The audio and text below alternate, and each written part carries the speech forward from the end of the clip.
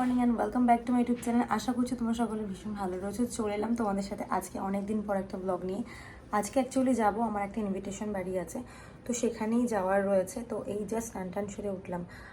আর মানে আমার কিন্তু কখনো না গরমেতে ঘাম হয় না, প্রচণ্ডভাবে গরম পড়েছে, মানে যে কারণে আমারও ঘাম হচ্ছে। তো যাই হোক, চলো আজকে সারাদিন কী কী করছি সেগুলি তোমাদের সাথে শেয়ার করবো। এখন জাস্ট স্নান সেরে এলাম, দেখতে পাচ্ছি চুল ভিজে। তো এখন যাবো একটু ঠাকুরের আসনে বসবো, দেন তারপর খাওয়া দাওয়া করার পর আমার কিছু কাজ রয়েছে ভিডিও এডিটিংয়ের, তো সেগুলো কমপ্লিট করে দেন তারপর বেরোবো। তো চলো আজকে পুরো ব্লগটা দেখতে থাকো।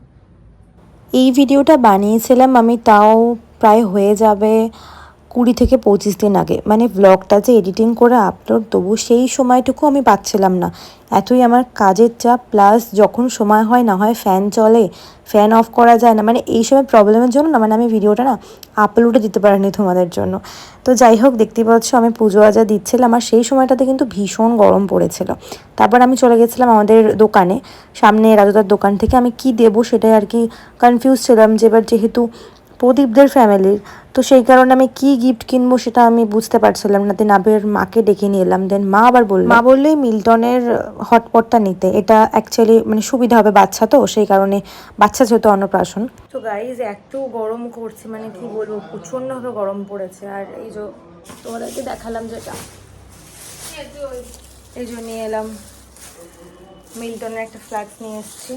তো এই গরমের মধ্যে আমি ভাবছি কি ড্রেস পরে যাব। মানে ফার্স্ট আমি একটা পিঙ্ক কালারের চুড়িদার পরেছিলাম, তো দেখলাম যে না ওখানে অনেক লোকজন আসবে যেহেতু, এবার সেই কারণে আমি আমার এই হোয়াইট কালার ড্রেসটা পরলাম, আর হালকা করে একদম মেকআপ করেছি দেখতে পাচ্ছ। আর হোয়াইট কালার ড্রেসটা কিন্তু আমার খুবই সুন্দর, আর এটা পাতলাও আছে, তো সেই কারণে আমি এটা পরলাম। দেন তারপর বেরিয়ে পড়েছি, আর বাবাকে বললাম গাড়ি করে দিয়ে আসতে, আমার বোনের ইনভাইট ছিল, সো এভরিওয়ান বেরিয়ে পড়লাম। তো দেখতেই পারছো, আর বাইরে যে রোদ, আমার সত্যি কথা বলতে ভীষণভাবে ভয় লাগছিলো বাইরে যেতে, কিন্তু ফাইনালি যেতেই হবে যেহেতু একটা ইনভাইট, তাও অনেকদিন পর পেয়েছি। তো ওখানে গিয়ে একটু দাঁড়ালাম, দাঁড়িয়ে তারপর ভেতরের দিকে গেলাম। তো চলো তাহলে পুরো ব্লগটা দেখতে থাকো, এরপর কি হচ্ছে না হচ্ছে।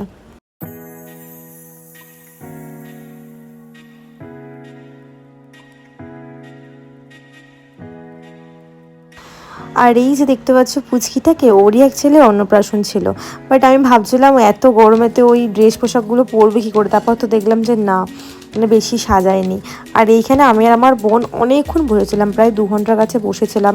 প্রদীপও ছিল না, মানে পুরো একটা বোরিং ফিল করছিলাম বসে, মানে কথা বলার মতন কাউকেই পাচ্ছিলাম না, তার মধ্যে যে কিছু দেখবো তারও রাস্তা ছিল না, মানে গরমেতে ফ্যানের তলা থেকে উঠে যাওয়া যাচ্ছিল না। তারপর অনেকক্ষণ পর প্রদীপের সর্দির মেয়েটা ছেলেটা এলো, তো ওরা এসে একটুখানি তাও ভালো লাগছিলো, কারণ যেহেতু একা একা ছিলাম সেই জন্য মনটাই ভালো লাগছিল না।